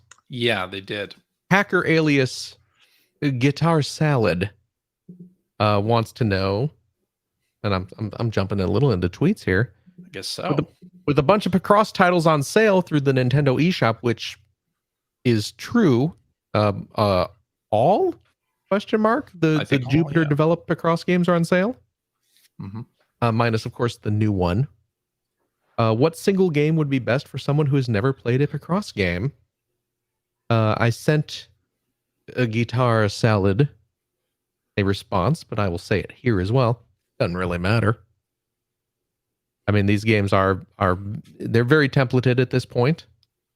It's really just the selection. There's no continuity, no story that you need. Well, they do a really good job of recapping the story. Yeah, they have kind of a previously on, so you can get caught up with the characters and and the major story beats. I was certainly not going to get all the little details. Well, yeah, but yeah, in broad strokes, you'll figure out what's going on. I mean, these are Picross games. It's not Shakespeare, But yeah, it's they're all the same game. And what kind of made me bring this up is CJ, when you mentioned how they went back and put in the multiplayer stuff in the old games, they do a very good job of when they do add something to the game. Like one of the recent games, I think they finally put in touchscreen control. Yeah. And then they went back to the previous games and updated those as well. So those have the touchscreen control as well, I believe. And then, like you said, adding the multiplayer to the previous editions as well. So even when they do add sort of gameplay upgrades, it doesn't necessarily make the old ones out of date because they add those there as well. So start with the new one, start with the old one. Start with the Sega one if you like Sega games, and why wouldn't you? Yeah. And give it a go, see if you like it. Hopefully you do. I love me Picross. And I did point out that many of the recent games, if you have save files from previous entries, like maybe like 3 or 4 of the previous entries, it will unlock new puzzles for you, like kind of gigantic expert mode puzzles. So there is a benefit to collecting all of them if you enjoy the game. I see. Which I do's. Yeah. And hey, you know what, Greg? I know you're getting ready to dive into LeChuck's Revenge. I started diving into Return to Monkey Island. I saw that. Oh, I started playing that. And I'm really digging it. I'm It's really got great liking it. reviews. Yeah, I mean, this is of course the original crew developing this game, and it feels like it. It feels like Monkey Island again. After the not very good Escape from Monkey Island, and the Telltale game was fine. Yeah, wasn't very Fine. memorable. But you could tell it wasn't as good as the original couple. But no, this feels just like Monkey Island again. Still not sold on the art style. No. Still not digging it. In fact, kind of actively disliking the art style as I'm playing the game, but putting up with it because the writing is so good. What's that? You're there for the content. Well, yeah, exactly. I'm there for the atmosphere. I'm there for the story, the jokes, the puzzles, which are all there, which are all great. The voice acting, top notch. So I'm loving everything about it except the art style, which I can tolerate because the rest is so dang good. So definitely worth playing. Okay. And that's it. That's what I've been playing. Alrighty, I guess that means it's time for tweets. Tweedledee, a tweedledee tweet, tweet, a tweet. Alrighty, well. Hey, you got your Star Wars and my Age of Empires. You know what? It worked pretty well. What happened? Oh, that is. I think I know this. Man, I can picture it. I can picture screenshots of it. I can picture Seabake hawking it. Very confused. Oh, really? Seabake is probably yelling at his radio right now. Yeah, I'm sure he is, and it's. I'm pretty sure it's got Empire in the name. I mean, Age of Empire would just work for that. But it would, right? Yeah. I don't know. I'm going to sit here all day. I don't know. I think it's Empire at War. You're right. Nope. Galactic Battlegrounds. Oh, Galactic Battlegrounds. Was Empire at War? Was that like that might have been like an add-on disc for that? No idea. What just happened? CJ, did you mean to play that right then? You gotta warn us when you're gonna do something. Well, like that. We've never had a played preamble video. for that, but I guess. Well, what's You what I could would have at least imagine said is we really got a confusing- video. What's really confusing, I think, is everyone who's listening to this show. Yeah. It's going to be very strange. They don't know what happened. I don't know what happened. They don't know what happened. Yikes. I didn't realize it was going to automatically play when I hit the button. It did. Stop it. I mean, you didn't stop it. I didn't. You're right. I should have. You probably should have. Ah. What happened? Let's just cut that part out. You want to let's redo it. That was We a can clip pretend it didn't from happen, and I can introduce that. Go one of ahead. our Jeopardy games. From hacker Okay. alias Seabake76. I know him. Yeah, it's me. I'm here. I didn't actually tweet this, but I guess we're gonna do this in the Twitter. Of section. course. Yes. Yeah, I'm partially here for Circus Electrique, but I'm really here Here Uh-huh. we go. to just be like, guys, Yeah. that was embarrassing. When well, I guess we've got a clip we need to play. You want me to play it now? We already. I'll play it now. Of course, it's not going to play. Remember Hey, this you clip? got Your Star Wars and my Age of Empires, and you know what? It worked pretty well. Oh, that is. I think I know this. Man, I can picture it. I can picture screenshots of it. I can picture Seabake hawking it at E3. Oh, really? Seabake is probably yelling at his radio right now. Yeah, I'm sure he is. It's And great, it's yeah. I'm pretty sure it's got Empire in the name. I mean, Age of Empire would just work for that. But It would, right? yeah, I don't know. I'm going to sit here all day. I don't know. I think it's Empire at War. You're right. Nope. Nope. Galactic Battlegrounds. Oh, Galactic Battlegrounds. Was Empire at War? Was that like that might have been like an add-on disc for that. No idea. Yeah, so this was bonus content from one of your bonus shows, right? And it's actually like 2 minutes long instead of the 40 seconds I cut it down to there. But it's just painful, guys. It's really painful because, well, for one thing, I worked on Empire War, so I took that a little bit personally. So, okay, sorry.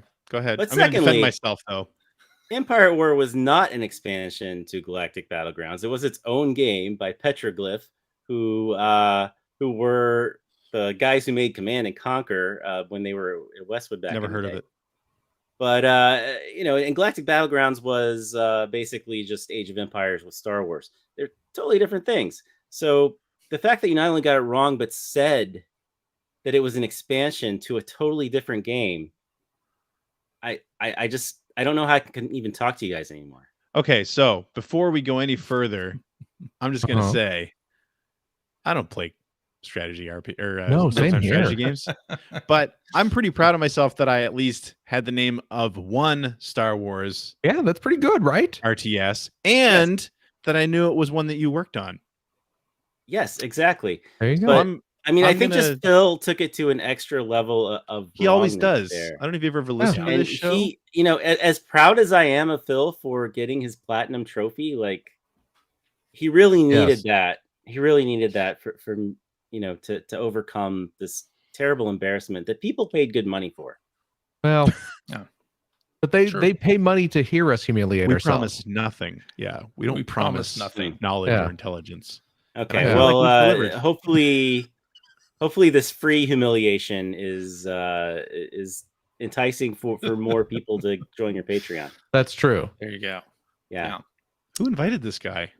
I know, right? Very rude. Me. Very rude. I'm feeling pretty good about the invitation too. All right. Let's do this one from Hacker alias Fork the Fool, who says, "What game were you most excited to play early when you were working behind the scenes at EGM?" And I guess we can extend this to just magazines in general. Oh. Well, when I started at EGM, it was I mean, I'm old, so it was right before the N64 was out. So getting a chance to see like Mario 64 for the first time, that was a big deal. Yeah, I guess that's big. I guess to clarify this, is this something that we were excited at the prospect of getting, or something that we actually played that we were really excited about? You know what I mean? Like, there's a bit of a difference, I guess. Let's say played. Yeah, okay. Played. I think for me it was, it was exciting in general to be able to play stuff early. When I think CJ, was it you that came back with the PlayStation 2s originally from Japan? Yeah. So when CJ showed up with PlayStation 2s and getting to play like Ridge Racer 5, although it was technically out in Japan, in the other part, in another part of the world.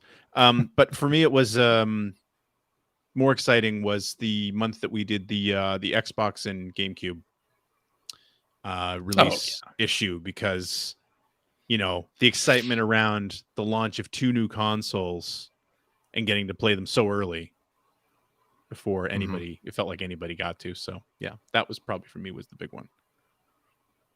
Yeah, for me on the official PlayStation magazine, I started in 2000, the very beginning of the year. And just given my own interests and the games that were coming out and just how like excited I was to be there at the time, my answer is Spider-Man for PlayStation 1. The Neversoft game, which I still think is one of the most important, probably the second most important superhero game behind Arkham Asylum. What was that? The one where you got to interview Stan Lee? No, that was X-Men, but I did actually get to that was X-Men Mutant Academy. That was for that cover story of the X-Men game that was not technically a movie game, but came out with the movie. Can I ask, in that moment, did it feel like that was it? Like life was never going to get better? Like you were just interviewing? Because you're a big comic book guy, right? I remember the night before, I was just like giddy and couldn't sleep. I can imagine. I don't think I'd be the same way. Like I can't because he's not with us anymore. But I I'm older and I guess a little more jaded or whatever. But I was super just into that year of X-Men and Spider-Man coming out for PlayStation and everything. Mm-hmm. And I got to play a lot of different builds of Spider-Man, and I got to talk to Stan Lee. I sent him a tape.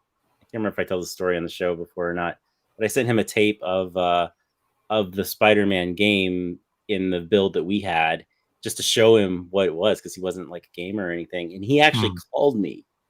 And he called me and he said, Chris, I just want to let you know I'm a big fan of yours now. Thanks for writing this up. Oh my God. And yeah, that was even better than the interview, right? Like, and you're in your early 20s at this point, right? Yeah, I'm like 23 at that point. So like, was there a small part of you that realized like, well, I've peaked now, like nothing is ever going to be exciting ever again? I met Mark Hamill later, so comparable.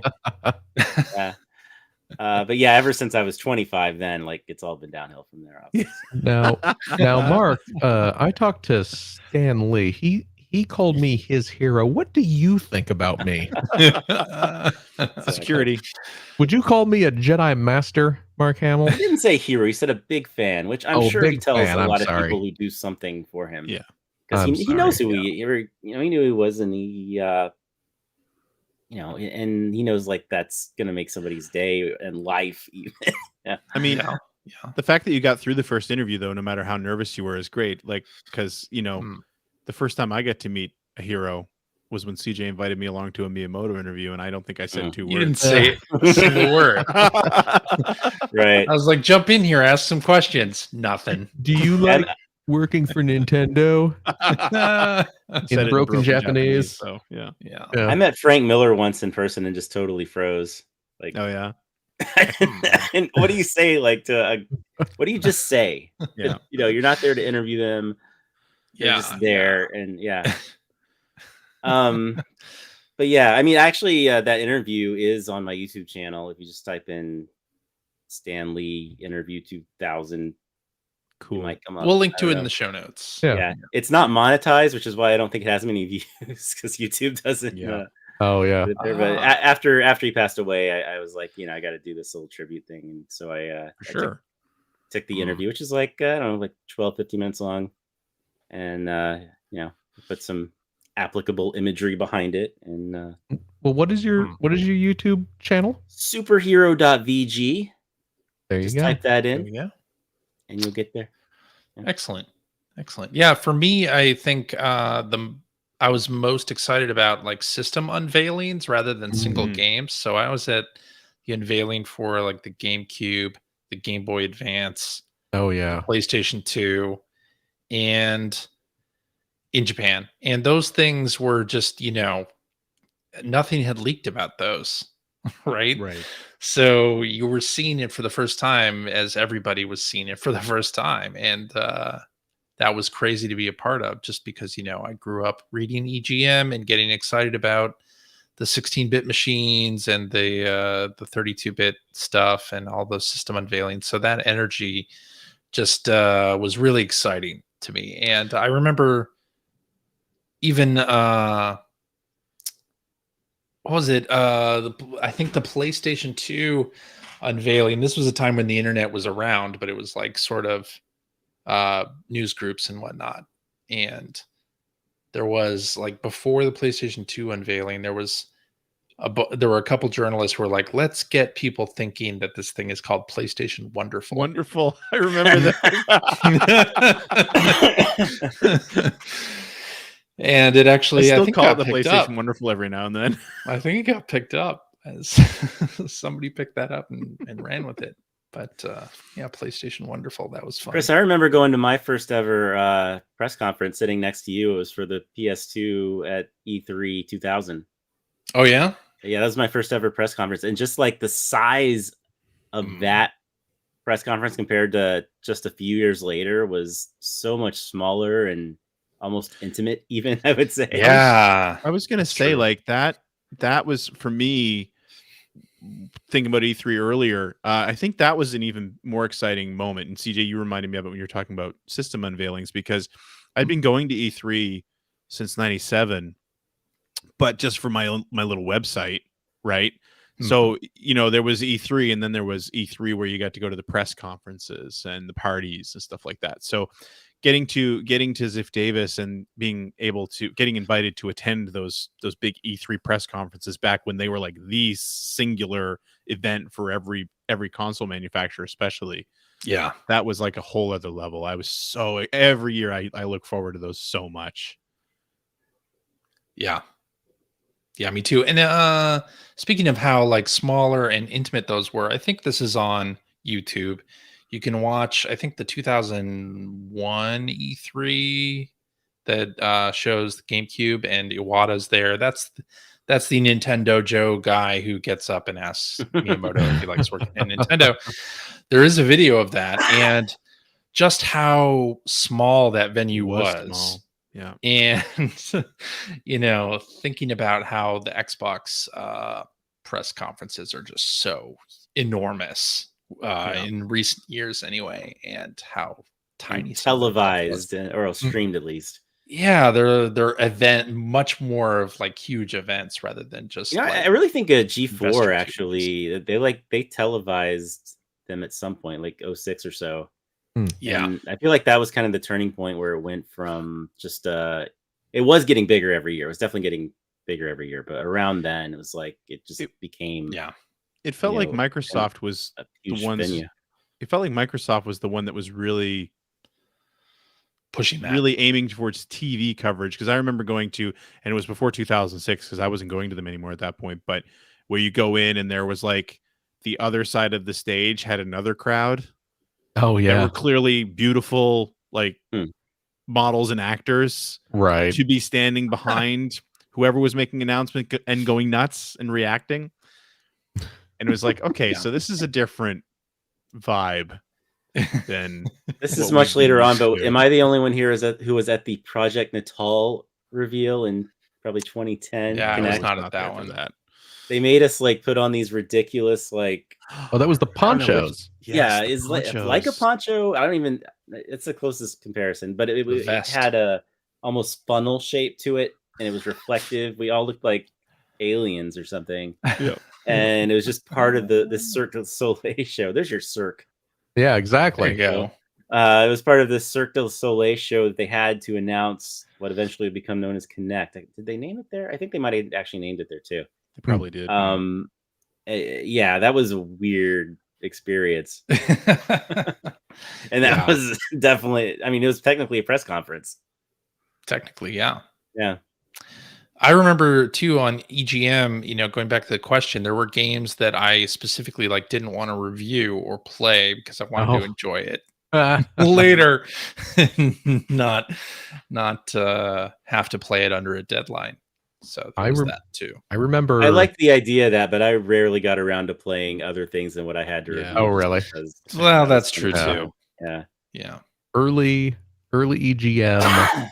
I remember practically begging to be put on the preview to write about Mega Man 8 for PlayStation, because we got word that was coming out and we were going to get a preview build, and I was just like, you guys don't understand how much Mega Man means to me. You gotta let me write this. Thankfully they did. But, yep. Yeah. There you go. All right, I think that's where we should end it. We've gone on long enough, I think. Okay. Oh, yeah, jeez. Alrighty, and that is our show for this week. Thank you very much for listening. If you have a question for us and would like to comment on something you heard, you can direct that to @P1Podcast, or you can go to our internet website at player1podcast.com. There you'll find our contact information. You'll find blog entries about Sega CD stuff from Mr. Greg Seward. You will also find Generation 16 episodes as they happen. Yep. One is happening at some point soon. Hopefully, I think the next one will probably be out. I don't want to say the end of this month because I'm waiting for the Genesis Mini 2 to show up, but it's going to be Genesis Mini 2 focused. Oh, okay. So probably hopefully like the first week of November if the thing shows up fast enough. But that's what I've been working on. Nice. So. Very nice. Very nice. Currently 1990 year in review. Go watch that if you haven't already. Not bad. Yeah, there you go. You'll find show notes and links to all the things that we talked about on the show, and a link to our Discord server where you can discuss this episode with us and our other listeners. If you would like to subscribe to the Player One Podcast, you can do so by visiting playeronepodcast.com or by loading up your favorite podcast listening app. We're also on Stitcher Radio. We're on Spotify. You can like us on Facebook. You can watch video archives of our show on the youtubes.com/P1 podcast or watch us live most weeks on the YouTubes, the Twitters, the Facebooks, the Twitch televisions, all over the danged place. Just follow our Twitter account, which is just at P1 Podcast, to find out when we are doing our next live show. Typically, it is on Sunday evenings at 5:30 a specific time. So please join us, won't you? I'll tell you Phil, what, if you like what you said I could. No, I gotta ask a got something question. to say. Yeah, you said I could like you on Facebook. Can I love you on Facebook? Can I laugh at you on Facebook too if I want? Oh, I mean, yeah, they have all those little emojis, right? Like those posters, like, love, laugh. So yeah, you can give good. I like having options. One, maybe. I guess. Sure. I feel like I'm asking questions everyone asks during the spiel. You know.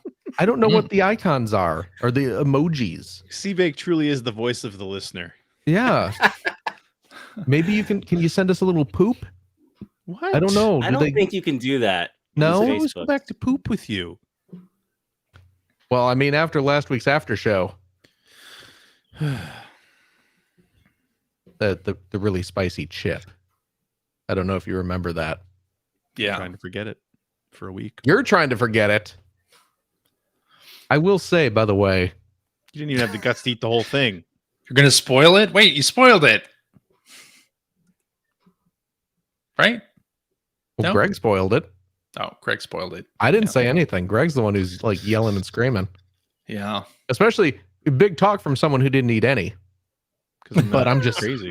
I will Do you know say how much a the whole $10 next day chip costs in Canada?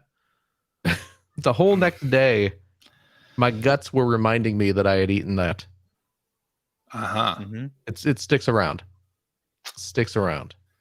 And when it leaves, it reminds you that it was there. You know what? That wasn't as bad as you would think. Yeah, okay. Yeah, it wasn't as bad as you would think. And disappointingly, nothing hulked out, if you know what I mean. Yeah. If you know what I understood mean. that reference. And I think you do. And I think you especially do, CJ. Sure do. Mm-hmm. I don't think I want to know. It's more poop.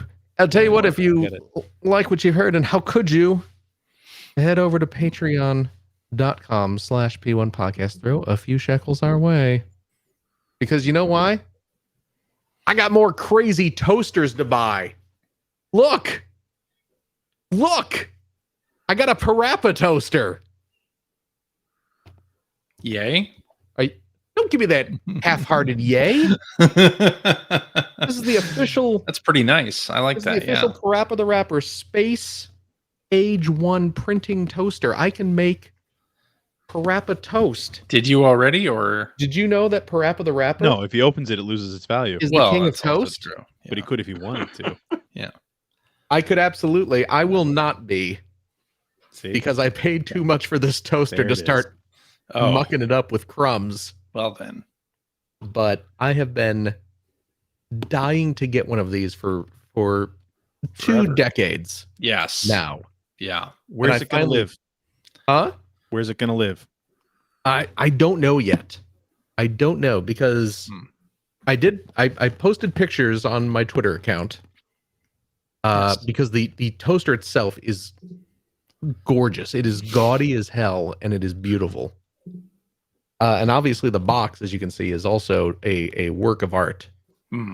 So I need to get some sort of display case or something for it where I can have the case and the toaster both on display. But what you need is one of those coffee tables that has the clear thing. You can put the toaster in there and display it that way. Am I the only one here wondering why it's called a printing toaster?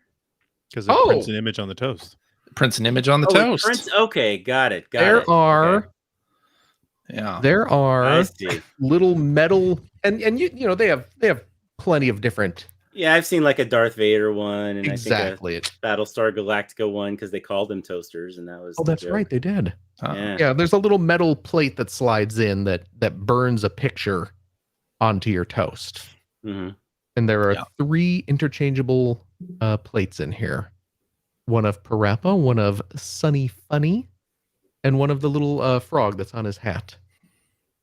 Okay. So, enjoy breakfast the way Parappa enjoys breakfast. Parappa the Rapper, king of toast. By eating Sunny Funny?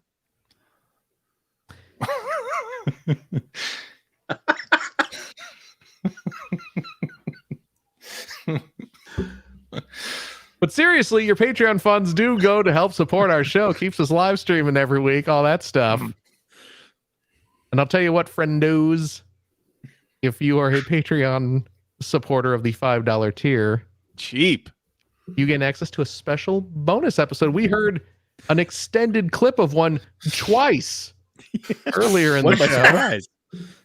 Twice. where we play games, crack wise, having fun doing all the stuff we can't do on the regular show. CJ, do we have a game this week? Well, we do have a game, but Seabake had something that we might do as an after show topic as well. So we'll just have We're gonna have a a discussion. Seabake, are you joining us for the after show? You don't have to. Yeah, I'll join you. Yeah. Okay. Yeah, we can do the thing I talked about. Okay. Oh, Okay. a surprise. It's a surprise. Join us for that. This will be, Get your wallets ready. yeah, my goodness. Please look forward to it. Yeah.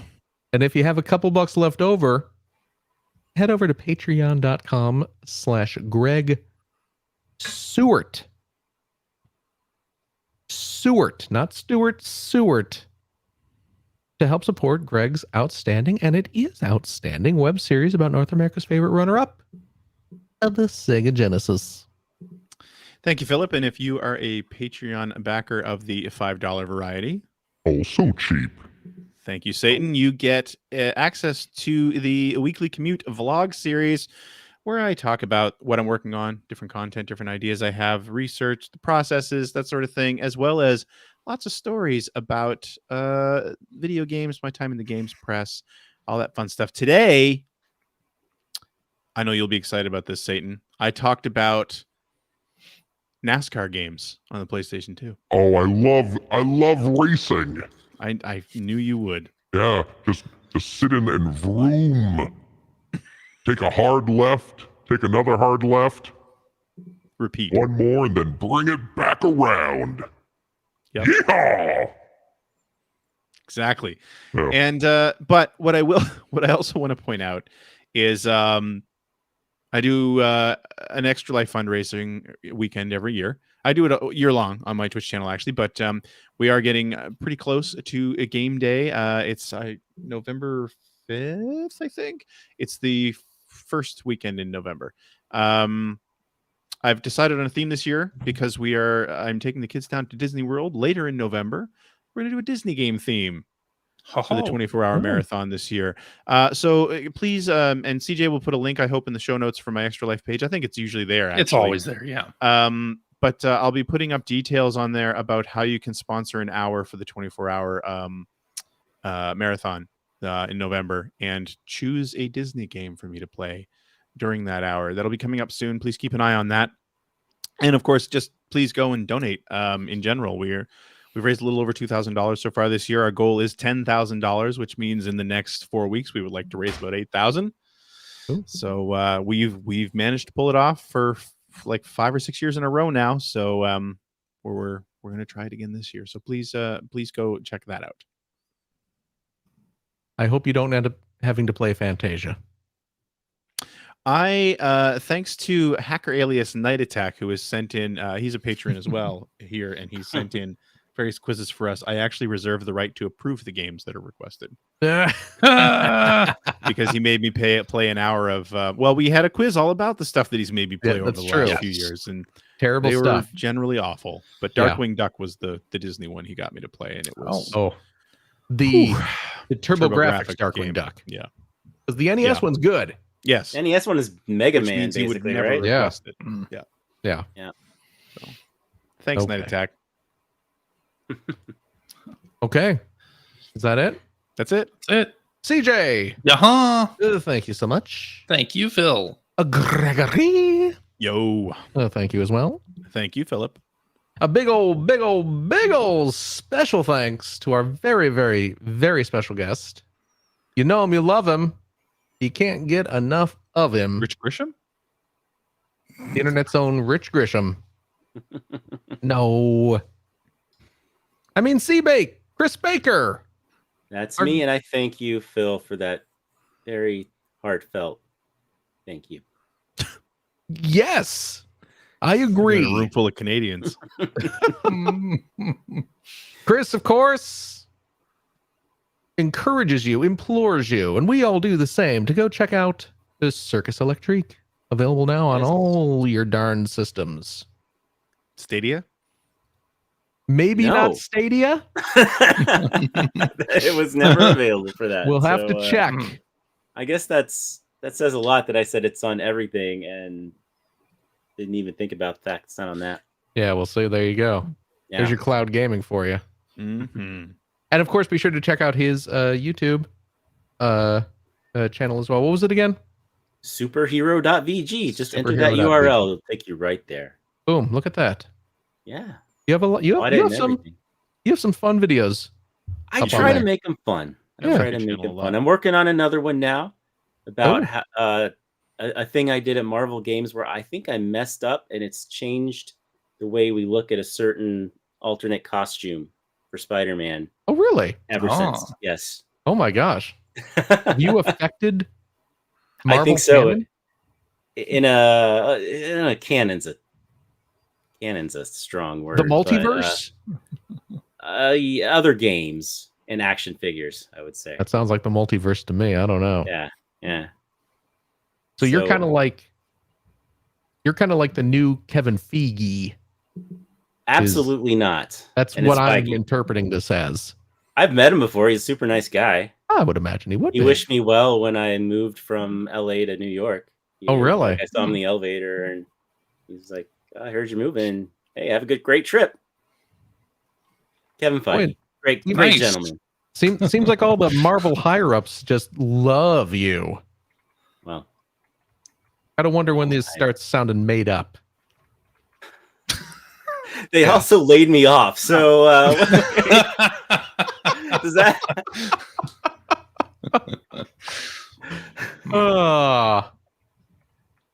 I think that kind of takes it all down. I guess so. Yeah. I guess so. But seriously, Seabeck, thank you again for joining us, and we will see you in the after show. Yeah, where there And of might course, be more content for my YouTube channel that you'll help generate. Oh, good. Oh Yes. God. Okay, and we get a cut of this, right? No. You should end the show so we can go start it before I. And of course, a big old 1 a.m. thank here. you to you. Yes, you are wonderful, Seriously. wonderful listeners. Every single one of you. Remember, as always, take care of yourself, your loved ones, your family, your friends. Do what you gotta do to be safe. And we hope to see you next week. Goodbye, dear ones. Bye-bye. Bye-bye. Bye.